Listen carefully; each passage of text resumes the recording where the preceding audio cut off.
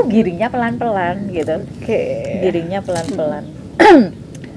Mbak, apa yang terjadi sehingga dirimu itu membutuhkan waktu untuk proses penyembuhan? Apa yang terjadi?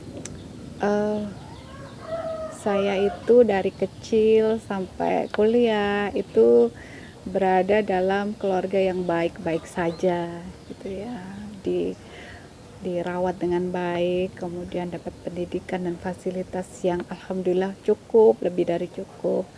Tapi pada suatu ketika di titik pernikahan saya mengalami ya goncangan berat yang mengharuskan saya memilih jalan untuk mundur dari sebuah pernikahan gitu ya. Saya Memerdekakan diri memerdekakan diri. Itu kayaknya kalimat itu lebih memberdayakan daripada pemilihan kata lain. Aku lebih nyaman dengan kalimat memerdekakan diri. Ya. Memerdekakan diri. Oke. Bukan mundur, Mbak. Bukan mundur. Iya, saya mundur dari saya keluar dari kehidupannya, kemudian dari situ saya memulai semuanya. Sementara saya baratnya ya saya tidak punya apa-apa. Saya kuliah S2 juga belum selesai. Kemudian saya juga punya anak kecil yang harus saya rawat dan saya tidak punya pekerjaan itu. Tapi dari situ saya punya tekad besar bahwa saya tidak mau merepotkan kedua orang tua saya. Dengan kejadian yang saya alami saja mungkin mereka sudah sangat shock ya, dan saya tidak mau bahwa keberadaan kami juga jadi beban mereka, meskipun mereka juga tidak mungkin menganggap kami sebagai beban, tapi saya harus mandiri, saya harus punya punya jalan sendiri, bagaimana saya harus berdiri di kaki saya sendiri gitu. Ya, saya memutuskan untuk berjibaku di Jogja.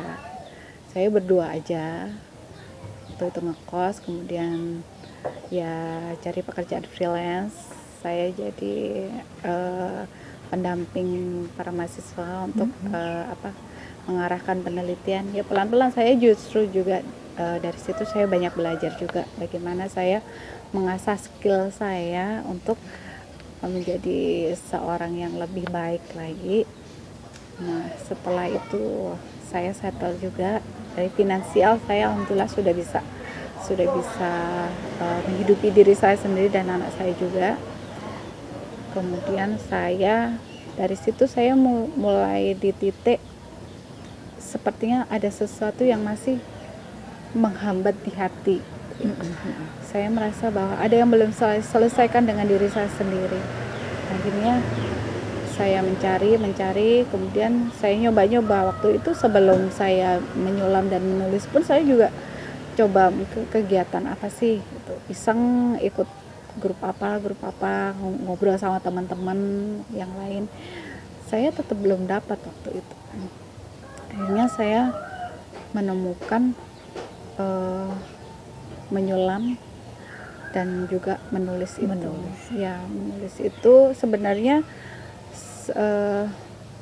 banyak potongan yang memang dari sebelum nyulam tuh saya justru lebih banyak menulis, cuman nyebar gitu potongan-potongan yang nggak jelas, kemudian naruh di mana, folder mana, akhirnya kan nggak ketemu juga. Nah setelah saya mulai tertata finansial, baru saya merasa bahwa kayaknya perlu diarahkan gitu. Setidaknya untuk jadi sebuah karya aja, saya pengen jadi seorang penulis yang saya memang waktu itu belum berpikir bahwa ini nanti akan bisa dijual. Ya memang saya punya karya tapi atas nama saya sendiri gitu kan. Ya kan seiring waktu saya juga nyulamnya juga saya asah, kemudian diarahkan untuk menjadi sebuah produk. Saya ikut plut dari dinas, itu ikut inkubasi bisnis juga, akhirnya sudah selesai juga. Nah tinggal saya implementasi untuk menjalankan bisnis ini secara kontinu. Secara kontinu betul. Dan dampaknya bisa lebih luas, kebermanfaatannya lebih luas. Dan Mbak butuh waktu berapa lama dari proses jenengan merasa bahwa oh ini adalah titik terendah dalam hidupku, sampai bisa berada di posisi oh ini Tuhan sedang menata hidupku, Tuhan sedang memperjalankanku untuk menuju tempat atau titik yang lebih baik dan lebih tinggi dari sebelumnya. Butuh waktu berapa lama itu? Waktu itu kan saya down-nya itu kan akhir 2010.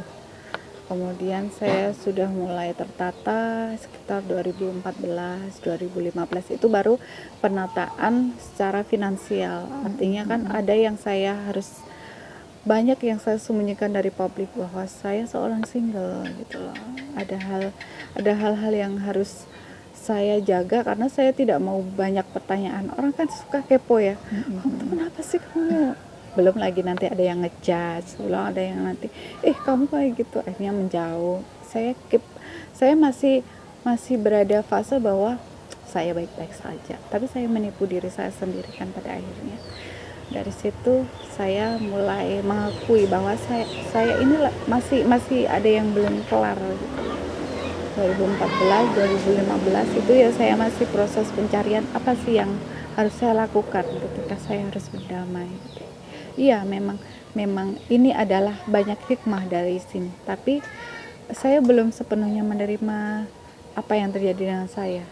Akhirnya pelan-pelan saya mulai bertemu dengan banyak orang, ngobrol sama mereka juga, mendengar cerita mereka, dan akhirnya di situ saya mulai pelan-pelan untuk menerima kondisi saya bahwa ya sudah, ini adalah takdir saya yang harus saya jalani.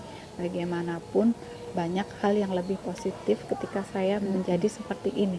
Betul. Kadang-kadang di kehidupan itu orang-orang terdekat kita itu memang sengaja dipinggirkan. Jadi ada proses seleksi alam di situ, dipinggirkan. Bukan karena mereka itu sudah tidak lagi dibutuhkan oleh kita, bukan karena mereka tidak baik, tapi itu untuk kebaikan kita ya di masa yang akan datang. Kita harus diproses. Misalnya kalau bikin roti itu kita harus diuleni dulu ya. Kita harus diuleni dulu, habis itu dibiarkan beberapa waktu, ditutupin kain, dibiarkan beberapa waktu supaya rotinya mengembang. Begitu juga dengan kehidupan manusia. Mbak sebagai penutup, apa kira-kira yang harus dilakukan oleh para puan di luar sana ketika saat ini mereka pada posisi paling rendah di dalam hidupnya? Apa kira-kira semangat apa yang bisa Mbak tularkan untuk mereka semua di luar sana? Saya sih cuma berharap kita tidak selamanya di bawah. Para perempuan ini punya banyak hal yang sebenarnya lebih besar dari kaum Adam gitu ya.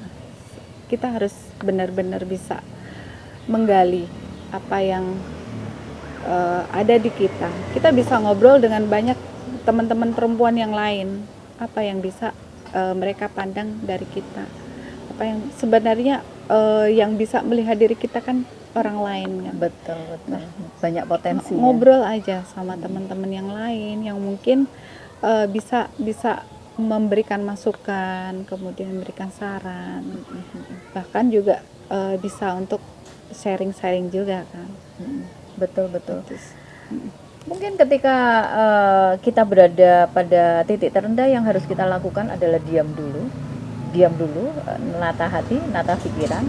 Setelah itu buka pintu, ketemu dengan banyak orang, diskusi dengan banyak orang, supaya pikiran kita terrefresh dan ada ide-ide baru yang mungkin itu akan menginspirasi kita untuk melakukan sesuatu yang baru.